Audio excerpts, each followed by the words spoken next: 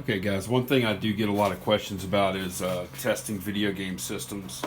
Um, a lot of y'all have not really had a lot of experience with testing video game systems, and that's actually one thing that I consider myself to be fairly proficient at, is testing video games. So I'm going to take y'all through testing this PS2 Slim. This is a PS2 Slim Silver right here. Got a couple of controllers, and I've also even got a TV right here that I have not tested yet. I've just picked this TV up today. I picked this up yesterday. So we're going to test both of these at the same time. First, I'm going to plug the TV in to the power strip here.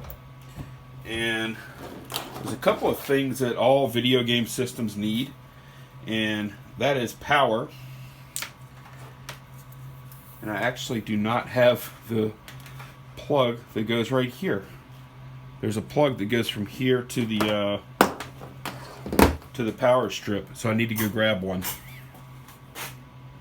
Alright, so fortunately, that plug that goes from the power brick to the wall outlet is fairly standard, so I happen to have one on hand. Alright, so that is plugged in, and we're going to connect now the power to the PS2. Yellow to yellow, just match them up, right? Bam, it's in.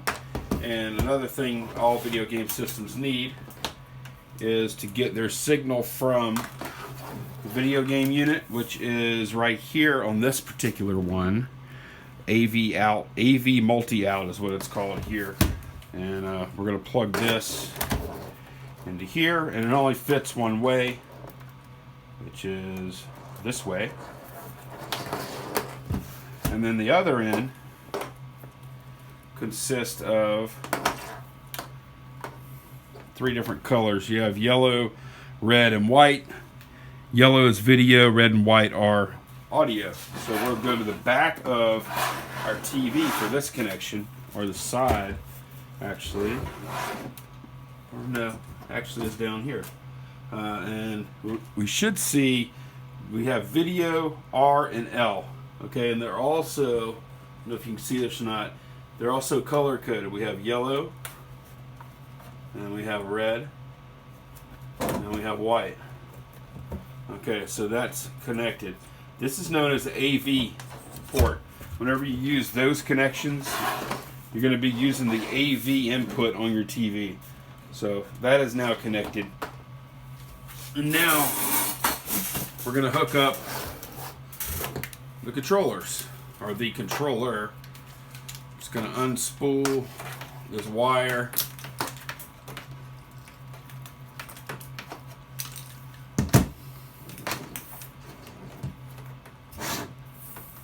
And plug the controller in.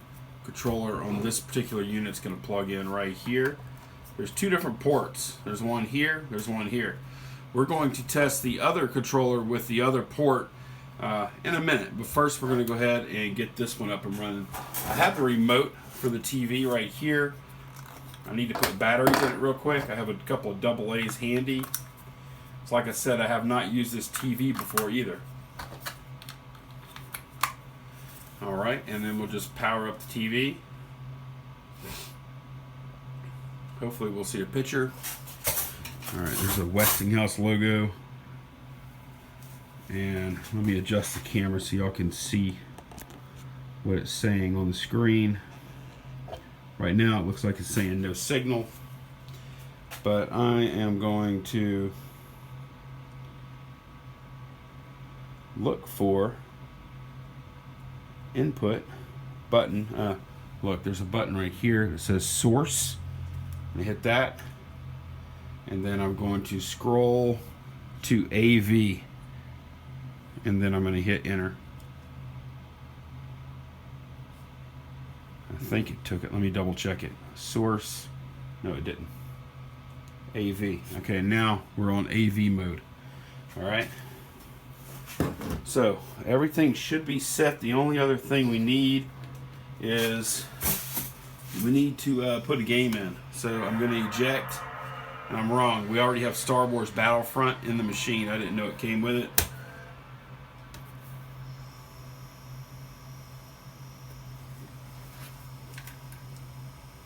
And there's just a power button that I hit here.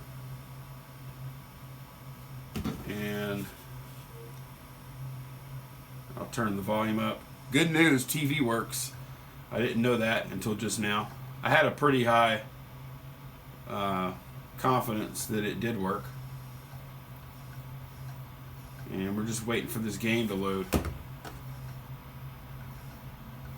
That'd be nice if it did. Star Wars Battlefront. It's a good, we're loading.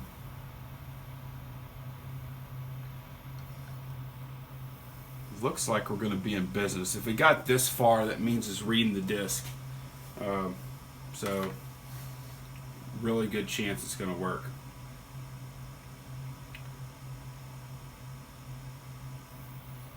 Looks like this is taking just a second.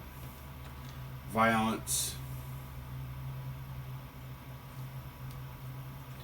Can't really skip through it. Usually, a lot of times you can hit start to skip some screens. These kind of screens, it doesn't look like I can skip. There.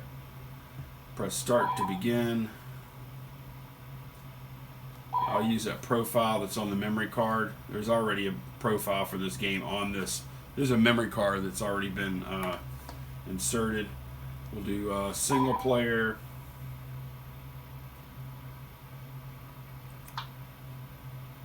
We'll do instant action. That's what we want.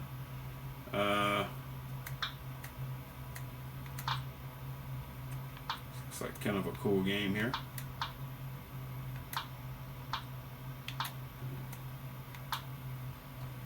Indoor bunker. Continue. X a lot of times selects, makes the menu selection, but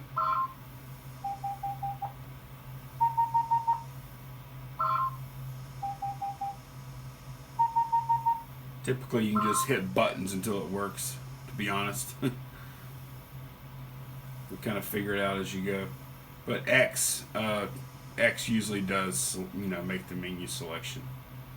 And then you use a lot, not always, you use this thumb controller here, analog stick, to move your cursor around, and you select something with the X. Some games you might use these cursor keys right here instead. We're going to play the Rebels. And I'll just hit X again. I'll hit X again. There we go. Alright, we're in the game. And this, on the first person shooter, the left stick is going to move you around. The right stick is going to aim. Aim your character, your shooter, whatever. And then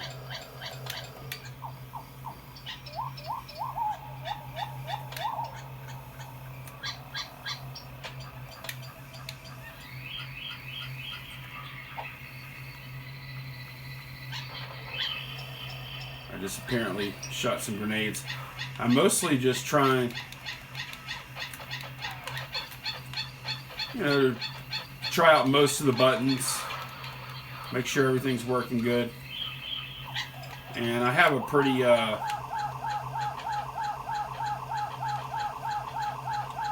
I feel like I've tested this controller out pretty well. So now what I'm going to do is I'm going to go ahead and shut this game down. I'm going to unplug this controller. I'm going to move this memory card over to this side. And I'm going to take the other controller, unwrap it.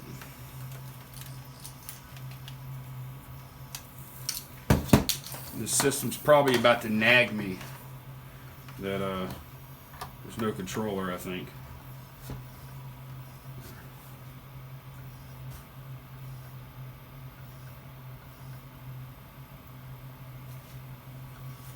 And we go through the whole process again here. It's loading. I might skip some of this during the during the actual video. Or I might leave it in. This is real time testing it. And you'll get an idea about how long it takes to test one of these systems this way.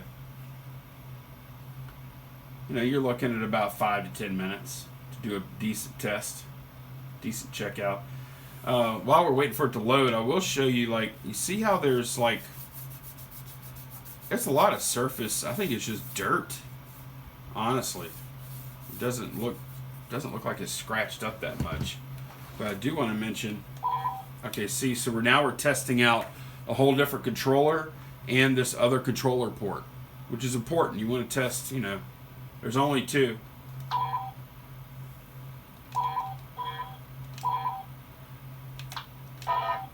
Continue without saving's fine. I don't know why it wouldn't go.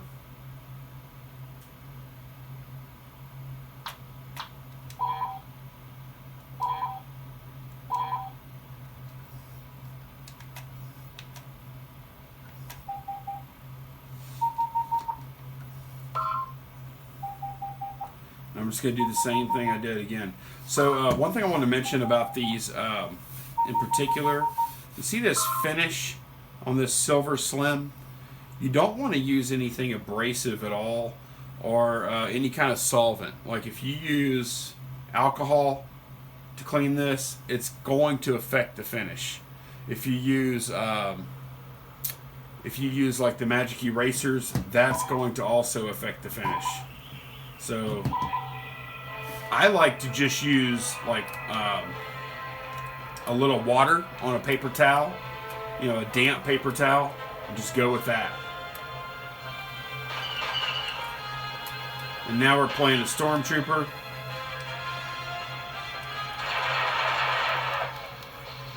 Those buttons work. Incoming!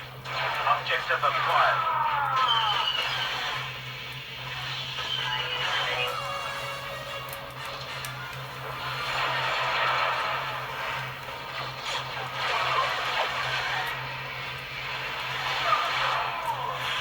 Okay, there we go. I got killed. So we're gonna call it quits. I'm gonna call this good. I'm gonna clean it up and I'm gonna sell it. So good test on the TV, good test on the unit itself, good test on the controllers.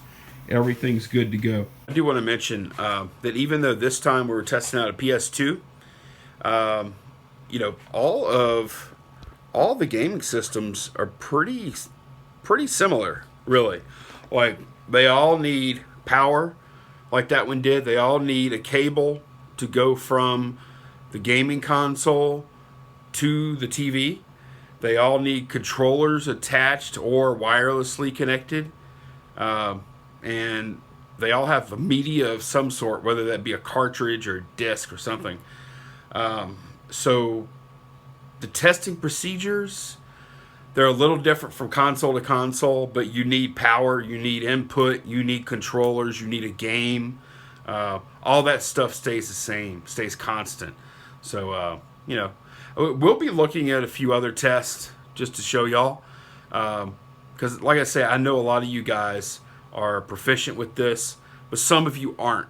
And you want to get involved with, you know, reselling video games. This is for you guys. So, thanks for watching. Hope you learned something or enjoyed the video, and I'll see you next time. Bye-bye.